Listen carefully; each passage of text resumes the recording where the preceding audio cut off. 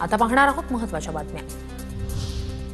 आधी भाजप प्रवक्त्या, आता मुंबई उच्च न्यायालयाच्या न्यायाधीश आरती साठेंच्या नेमणुकीनंतर वाद, जनतेला न्याय कसा मिळणार?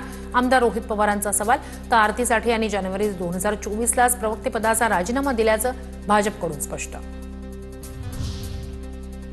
मंत्री दत्तात्रय भरणे यांनी कृषी मंत्री पदाचा पदभार स्वीकारला। पदभार स्वीकारताच भरणेंनी मुख्यमंत्री उपमुख्यमंत्र्यांचे मानले आभार।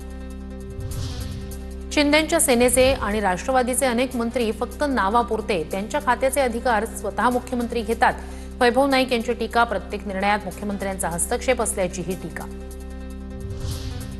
धाराशिव जिल्ह्यात शरद पवारांच्या राष्ट्रवादीला धक्का। माजी आमदार राहुल मोटे यांचा अनेक कार्यकर्त्यांसह अजित पवारांच्या उपस्थितीत राष्ट्रवादीत प्रवेश।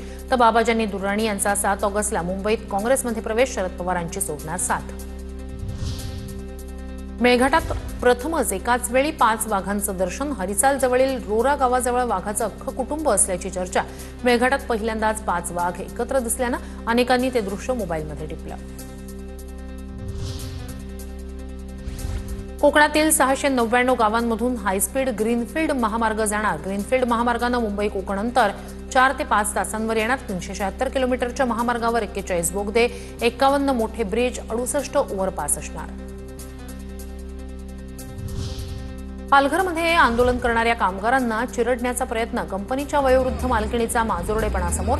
दुर्घटनेत 3 ते 4 महिला कामगार जखमी। वेळेपेक्षा अधिकचं काम करावं लागत असल्यानं कामगारांचं आंदोलन। मनसेच्या इशाऱ्यानंतर मराठी सिनेमांना मल्टिप्लेक्स आणि थिएटरमध्ये स्क्रीन उपलब्ध व्हावी यासाठी स्पेशल कमिटी।